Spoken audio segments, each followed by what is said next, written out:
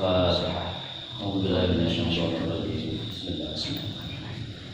الحمد لله رب العالمين الرحمن الرحيم. إياك نعبد وإياك نستعين. صراط الذين أنعمت عليهم غير المغضوب عليهم ولا الضالين. رب اشرح لي صدري ويسر لي أمري واحلل عقدة من لساني يفقهوا قولي. اللهم صل وسلم على سيدنا محمد وعلى آله وصحبه أجمعين. قال المصنف رحمه الله ونفعنا الله بذكره وبعلومه في الدارين آمين يا رب العالمين.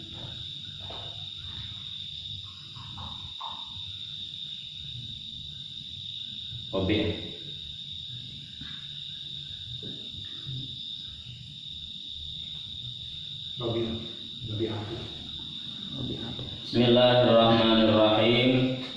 La haula wa la quwwata illa billahil aliyyil azim. Wal maqalatur rabi'atu qala Utsman radhiyallahu anhu. Man hafadha shalawatil khamsa. Karena disiko jamak muannas salim. Seharusnya man hafadha ala sholawata. Ini kan jamak muannas salim. Jadi sholawati dikasrohkan, tapi sifatnya khamsa. Yang bolak bacanya sholawatil khamsi. Itu kan nasab. Sholawati boleh, cuman Khamsa itu kan? Iya. Man hafadha sholawatil khamsa. Jangan khamsi. Wal maqalatur rabi'atu qala Utsman radhiyallahu anhu. Bermula makalah yang keempat itu telah berkata Sayyidina Utsman radhiyallahu anhu. Man hafadha sholawatil khamsi. Barang siapa yang menjaga beberapa salat yang lima di waktiha karena waktunya,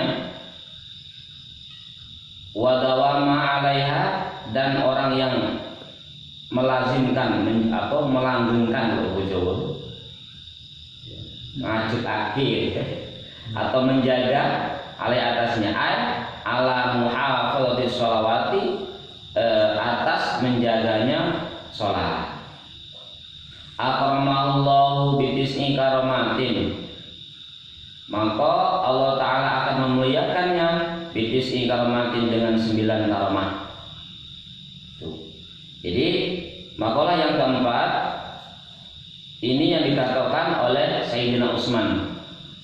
Atau Sayyidina Utsman, barang siapa yang benar-benar bisa menjaga waktunya, artinya sholat dia itu selama hidupnya dia tidak pernah qadha, betul-betul dijaga waktu, ya. Betul-betul dijaga waktunya untuk sholat 5 waktu itu, maka Allah Ta'ala akan memberikan kemuliaan atau memberikan bentuk karomah kepada orang itu, yaitu dengan 9 karomah. Apalagi sampai ke sholat wusta, sholat da'i, itu luar biasa.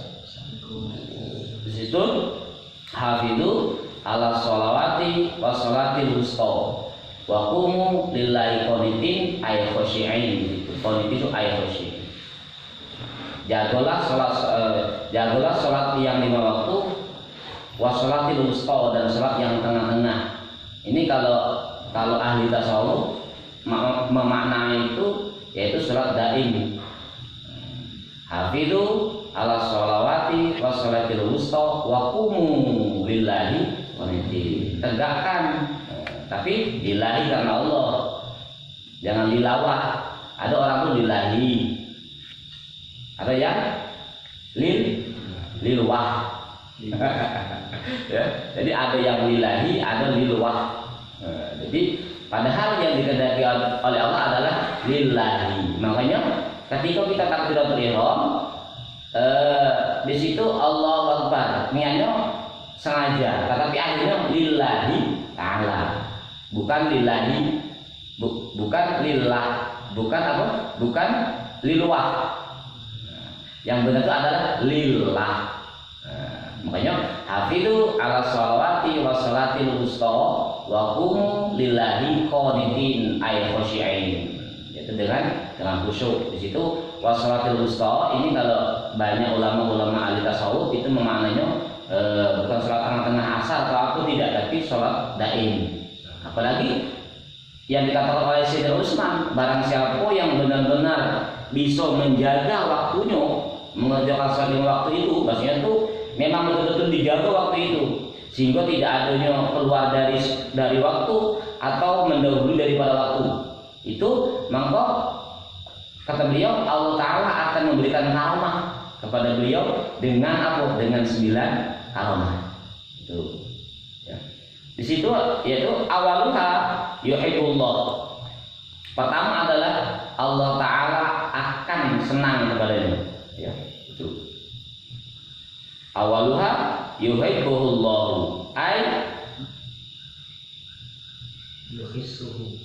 Yuhisuhu bil qurbah wal ahwal al aliyah al aliyah. Yaitu apa? Yaitu akan membersihkan itu, membersihkan itu kalau bahasa itu membersihkan Allah kepadanya itu dengan kedekatan semakin dekat ya. Jadi pertama, orang-orang yang benar-benar menjaga daripada sholat lima waktu secara waktunya betul-betul tepat, bukan berarti harus di awal waktu, tidak. Sholat itu tidak harus di awal waktu, maksudnya begitu azan langsung sholat, ya enggak, selagi masih ada waktu, ini sudah bagian daripada awal waktu lah. Tidak perlu harus begitu azan langsung sholat, ya enggak. Jadi ada pelonggaran. Makanya kalau yang sering kita sampaikan, kalau di Jawa itu tidak ada pula begitu azan macam seperti kawan, enggak. Begitu azan langsung koma. Apalagi sholat maghrib, apalagi sholat subuh. Padahal justru di sholat subuh itu kita kasih kelonggaran di situ. Karena apa? Karena di antara jamaah-jamaah itu kan mungkin dia itu tidurnya itu ketika terdengarkan azan itu baru bangun. Makanya kita itu sangat-sangat dianjurkan, bahkan disunahkan di situ sambil menunggu jamaah. Jangan pula begitu azan langsung qomat. Makanya di situ ada sholat qabliyah. Tapi kalau ba'diyah ada yang tidak. Itu kalau ba'diyah. Tapi kalau qabliyah ada, semuanya itu ada qabliyahnya. Maghrib, isya, subuh, zuhur, asar. Ini menunjukkan apa? Menunjukkan kita jangan langsung gitu loh, Pak. Itu maksudnya tuh, jangan langsung begitu azan langsung qomat. Sebaiknya tetap menunggu. Siapa tahu ada jamaah yang masih siap-siap di rumah. Pengen qabliyah dulu. Nah, atau kadang-kadang jamaah itu kan begitu masuk musola atau masjid itu kepengennya sholat sunnah dulu. Itu emang kadang-kadang kalau kita macam itu, begitu azan langsung qomat. Padahal kadang-kadang ada orang tuh masih wudu, masih sholat sunnah. Makanya di situ, makanya ada sholat qabliyah. Ini sebenarnya itu gambaran, gitu. Gambaran apa? Gambaran jangan kamu itu begitu azan langsung.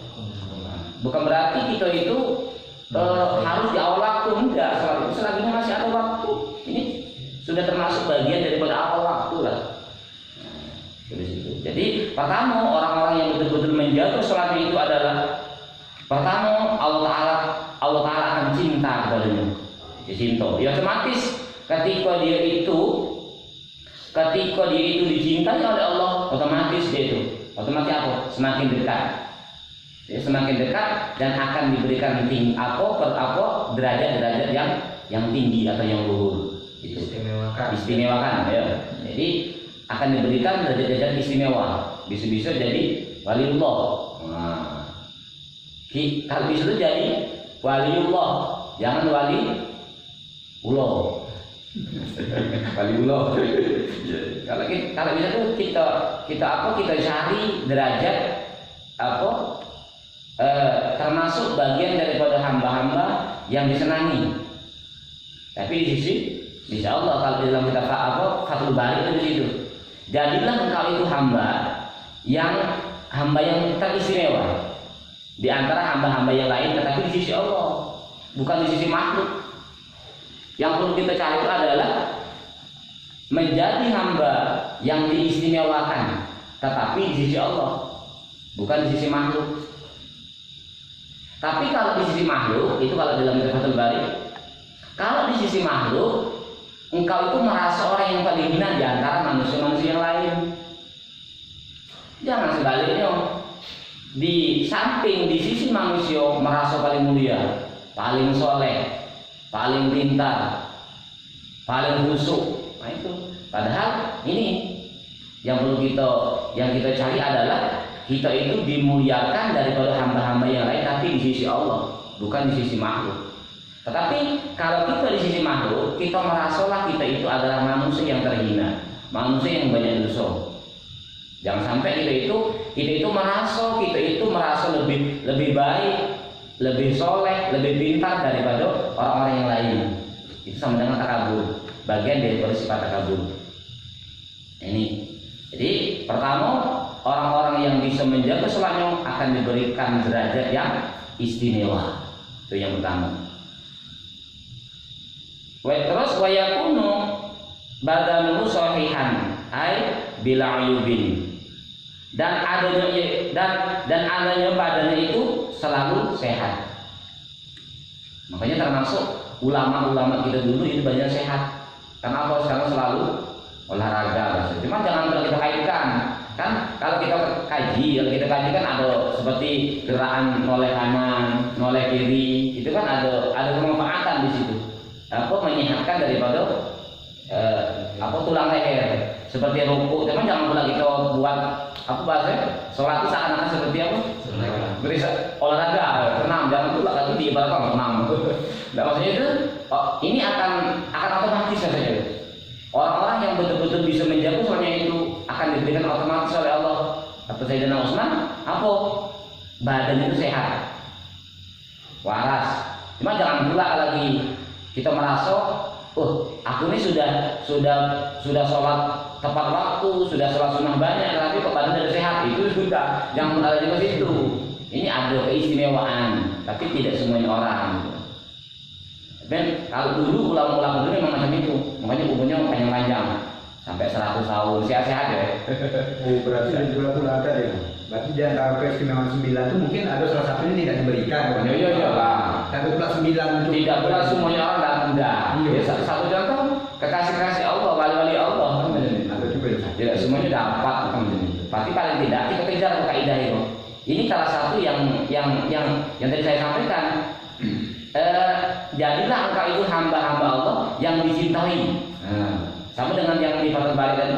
Jadilah hamba-hamba Allah itu yang teristimewa, tapi di sisi Allah bukan di sisi makhluk. Sama. Berarti apa? Salah satunya adalah kita jago sholat kita. Kelagi akhirnya apa? Kita akan semakin dekat dengan Allah, akan diberikan derajat istimewa. Seterusnya adalah kita sehat. Itu sehat. Tapi yang pula kita gambarkan sholat itu senam atau olahraga, jangan pula macam itu. Seterusnya adalah watarisul malaikah minal wilayah alati la tabrom. Apa? Lam tabrom. Lam tabrom. Seterusnya adalah orang-orang yang melazimkan menjaga daripada waktunya sholat itu, dia akan dijaga oleh malaikat. Jadi termasuk paramnya dijago. Makanya orang dapat dia enggak. Maksudnya ketika ada musibah. Tapi musibah bukan berarti orang-orang yang kena musibah, kena bala itu berarti orang-orang yang apa ya enggak. Bisa-bisa ini bagian daripada bentuk kecintaan Allah. Seperti kejadian di Palestina itu, sebenarnya kita tuh tidak perlu bersedih begitu dalam. Kita tuh boleh bersedih, tapi pastinya tuh jangan pula kita tuh berlarut. Karena yang perlu kita sedihkan kita. Kalau orang sama sudah jelas, ketika matinya sakit. Tapi kalau kita apa? Bisa-bisa sakit lagi kan. Jadi kita itu bersedihnya itu karena apa? Karena melihat, karena kita sama-sama saudara. Ini perlu kita perhatikan dulu. Cuman jangan pula terlalu sampai menangis bersedih-sedih memikirkan orang-orang sedulur-sedulur kita yang di sana. Ya enggak. Karena orang-orang itu sungguh bahagia dia. Justru kematiannya ini sudah kematian daripada syahid. Nah, ini bahkan kalau kita kaji, apakah orang-orang itu tidak mendosa? Yo, dijago, tapi bagian daripada ini juga bagian daripada bentuk cintanya Allah kepada hamba. Kalau lama-lama tadi sayang, akan hilang di bermacam-macam. Ini memang kodratnya Allah Taala, iradanya Allah Taala itu. Tapi kita tuh yang perlu kita lihat kitanya. Kalau masalah sedih, masalah prihatin itu tetap karena kita sama-sama saudara. Tapi jangan pula sampai berlebihan untuk menangisi itu. Sedih maksudnya kasihan sama. Kalau orang sana yang ngaku itu betul-betul sudah sahih kok. Yang perlu kita pikirkan dan kita kok misalnya kelanjutan itu. Jadi risiko saya teruskan. Orang-orang yang melazimkan atau selalu menjaga waktu sholatnya seterusnya adalah malaikat akan menjaga. Walaupun dia selama kok tetap malaikat menjaga kita kan. Maka di dalam kitab itu kita per orang itu 10. Bukannya rakib atib, enggak. Kalau rakib-atib bikinnya 10 satu orang. Terus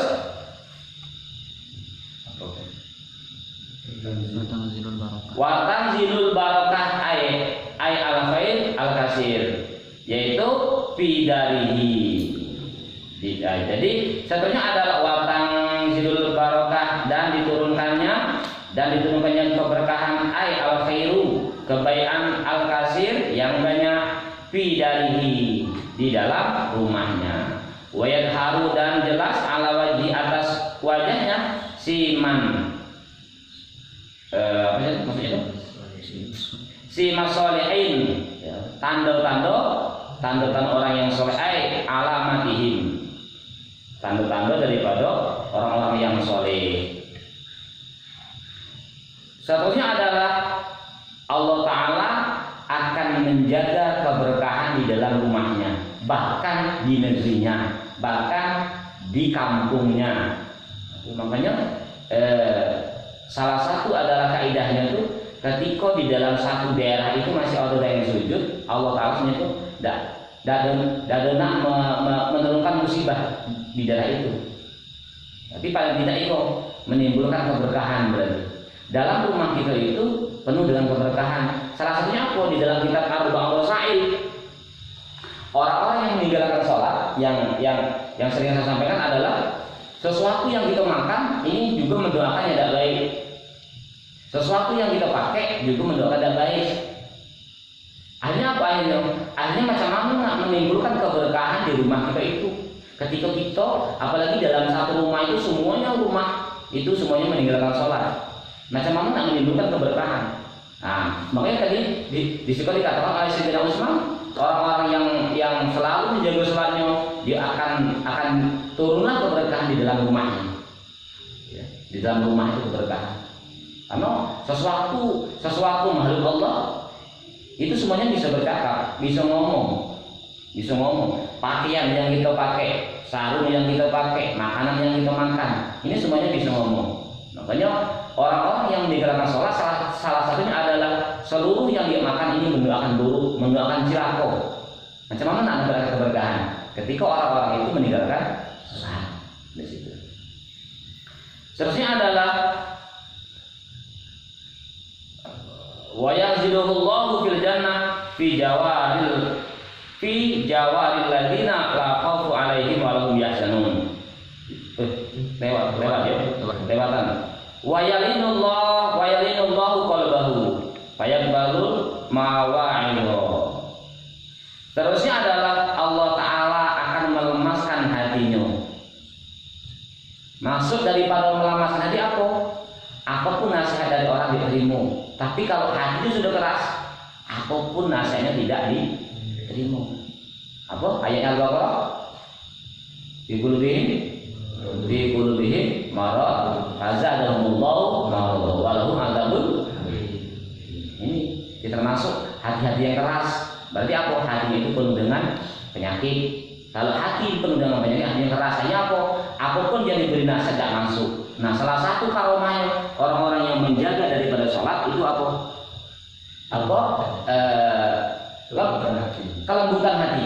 Allah Ta'ala akan melembutkan hatinya orang-orang itu. Akhirnya apa? Berhubung hatinya sudah lunak, sudah lunak maksudnya lunak, lembut, akhirnya apapun dikasih arahan masuk, dikasih ilmu yang nerimo. Tapi kalau orang yang keras hati atau banyak-banyak penyakit, diberikan pengetahuan, mantul. Bahasa kita sih kok masuk kuping kanan, keluar kuping kanan. Kalau masuk kuping kanan, keluar kuping kiri masih enak, masih lewat tadi. Ada juga tak penyangkut kan, masuk kuping kanan, keluar kuping kiri. Ada tak penyangkut, ini enggak. Apa? Masuk kuping kanan, mantul. Itu kalau ciri-ciri daripada keras hati. Nah, ini bagian daripada karamah atau Sayyidina Utsman. Orang itu akan diberikan kelembutan hati. Lembut bukan berarti lembut memang enggak, bukan lemah lunglai enggak. Maksudnya itu menerima sesuatu kebaikan, itu mau itu, ya, mau itu atau apa yang baik-baik. Seterusnya adalah wa yamuru ala sirat kal barqi. Apa? Ya, Al-Ghani. lewati. Kalau berkil amin. Allah al-madi ya. Wayamu dan lewat ala sirati atas titian, atas jembatan atas siratul mustaqim, kal barqi seperti kilat alami yang berkilau, aimandi ya, berkilau. Sebenarnya adalah lewat titian siratul mustaqim seperti kilat, bahkan lagi lebih dari berkilau. Lebih lewat lagi. Ya karena dijaga sholatnya, karena sholat itu kan awal ma yuhasabu indallah. Permulaan sholat itu ya tadi permulaan yang dihisab yaitu sholat. Kalau sholatnya baik, seluruh amal akan baik. Makanya yang sering saya sampaikan, sholat ini bagian daripada wadah daripada amal-amal yang lain. Kalau wadahnya baik, tentunya yang lain akan baik. Itu satu contoh, kita wadah untuk mengambil air. Wadahnya tidak bolong, utuh, ember namanya. Embernya ember utuh, tidak bolong. Berarti apa ketika kita ngambil air itu kan enak. Tapi kalau apalagi tidak punya wadah sama sekali, macam mana nak nampung daripada yang lain-lain. Seperti mungkin amal-amal soleh-soleh yang lain. Karena sholat ini adalah wadah daripada amal-amal yang lain, itu sholat. Nah, salah satunya akan diberikan karomah apa? Lewat titian siratal mustaqim itu adalah seperti kal barqi, seperti kilat. Ya, seperti kilat. Saking apa? Amane sup. Mana belak bablas. Ya, seperti kilat. Wa yanji illahu minan nar, ainar jahannam. Seterusnya adalah Allah Ta'ala akan menyelamatkan wayanjihillahu minan nar, wayanjihillahu dan Allah Ta'ala menyelamatkannya minan nari dari neraka, ainar jahannam.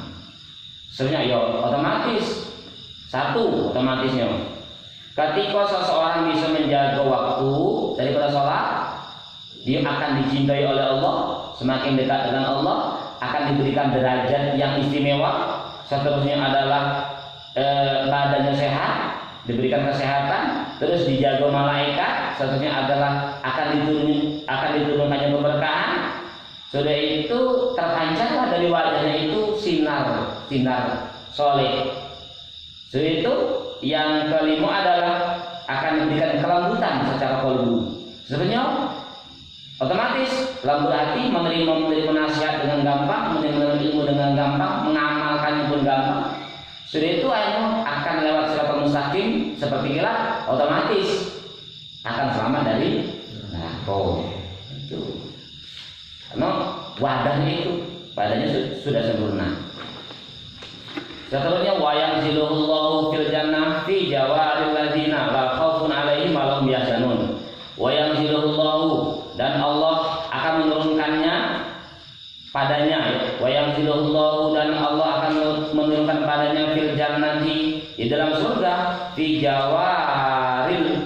jawaril ladzina di dalam tingkatan orang-orang la khaufun alaihim, la khaufun yang tiada takut alaihim atas mereka, walahum dan tiada bagi mereka yahzanuna susah fi qurbil auliya al-kubbar. Ya. Jadi seterusnya Allah Ta'ala akan mengeluarkan, akan menurunkan ketika dia masuk surga apa seperti wali-wali Allah. Karena apa? Ciri-ciri dari wali Allah adalah inna awliya la khaufun alaihim walahum yahzanun. Ini ciri-ciri daripada wali-wali Allah adalah tidak ada lagi rasa takut, tidak ada lagi rasa cemas, tidak ada lagi rasa susah, tidak ada lagi rasa galau. Nah, itu di situ. Kenapa? Iyyaka na'budu wa iyyaka nasta'in. Tapi ini betul-betul tertanam dalam kalbu, menunjang dalam kalbu hal itu. Nah, ini termasuk orang-orang itu masuk surga seperti itu. Seperti apa? Seperti wali-wali. Seperti wali-wali. Karena wali-wali itu la khaufun alaihim wa lahum yahzanun. Rawahan Rasulullah alaihi wasallam qala, telah diriwayatkan sesungguhnya Nabi sallallahu alaihi wasallam telah bersabda, khamsu shalawatin man hafadha alaihin kana alaihinna kana lahu nuran wa burhanan. Khamsu shalawatin, salat 5 waktu. Kalau bahasa Jawanya utawi.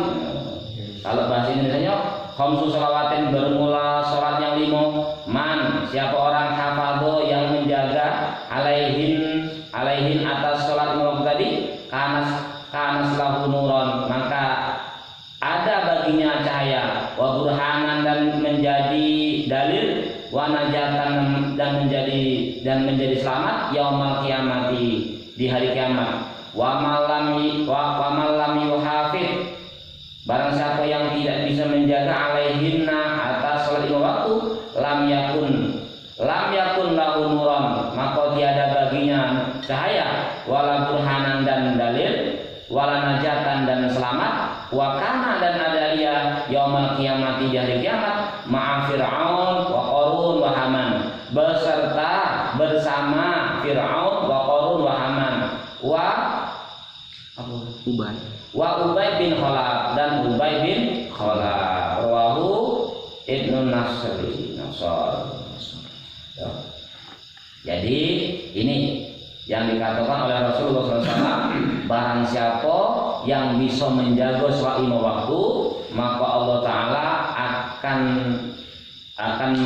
akan menjadikan dunia itu cahaya dan selamat di hari kiamat. Tapi orang-orang yang tidak bisa menjaga sholat 5 waktu akan bersama Fir'aun, Qarun, dan Haman, dan Ubay bin Khalaf. Na'udzubillah. Jadi itu kuncinya. Awwalu ma yuhasabu indallah. Permulaan seluruh amal itu dihisab yaitu sholat. Jadi makanya kata saya tadi, sholatlah yang menjadikan wadah daripada amal-amal yang lain. Jadi ini 9 perkara yang dikatakan oleh Sayyidina Utsman, orang-orang yang betul-betul bisa menjaga daripada sholat 5 waktu, betul-betul dijaga sholat waktu itu, sehingga tidak ada tinggalkan, maksudnya tidak tinggal seandainya pun kepepetnya, ya mungkin ada sesuatu uzur atau apa sehingga dia bisa qadha, itu tetap diqadha. Ini barangkali termasuklah. Tapi yang sangat-sangat itu adalah orang-orang yang betul-betul bisa menjaga sehingga tidak bisa meninggalkan sholat pada waktunya itu. Karena ada waktu yang diwajibkan oleh Allah. Karena saat itu malaikat turun, lagi sholat, lagi sholat. Jangan sampai, lagi main, lagi bola kaki. Itu pas waktunya sholat ditengok oleh para malaikat, pas tidur, pas main, pas judi, tidak. Tapi paling tidak ketika di waktu itu yang diwajibkan oleh Allah, ada waktu-waktu yang diwajibkan oleh Allah, saat itu kita ditengok ini atau dilihat oleh malaikat, saat itu kita sedang sujud. Inilah mencapai daripada derajat apa? Derajat orang-orang yang dicintai oleh Allah. Inilah pembeda. Dengan salat ini akan menjadikan pembeda. Pembedanya apa? Jadilah engkau hamba-hamba yang istimewa di sisi Allah. Ini yang perlu kita kejar, ya. Yang perlu kita kejar itu adalah di antara hamba-hamba yang paling istimewa di sisi Allah, bukan di sisi makhluk. Di situ. Ini sesuai dengan di dalam kitab Fathul Bari ini. Allah a'lam bishawab. Bisa kita masuk wal maqalatul khamisah an Ali radhiyallahu anhu. Bismillahirrahmanirrahim. Subhanallahumma wa bihamdika asyhadu an la ilaha illa anta astaghfiruka wa atubu ilaik. Subhanallah wa bihamdihi adada khalqihi wa rida nafsihi wa zinata arshihi wa midada kalimatihi. Subhanallah wa bihamdihi adada khalqihi wa rida nafsihi wa zinata arshihi wa midada kalimatihi. Subhanallah wa bihamdihi adada khalqihi wa rida nafsihi wa zinata arshihi. Subhanallah wa bihamdihi adada khalqihi wa rida nafsihi wa zinata arshihi. Subhanallah wa bihamdihi adada khalqihi wa rida nafsihi wa zinata arshihi. Subhanallah wa bihamdihi adada khalqihi wa rida nafsihi wa zinata arshihi. Subhanallah wa bihamdihi adada khalqihi wa rida nafsihi. Al-Fatihah.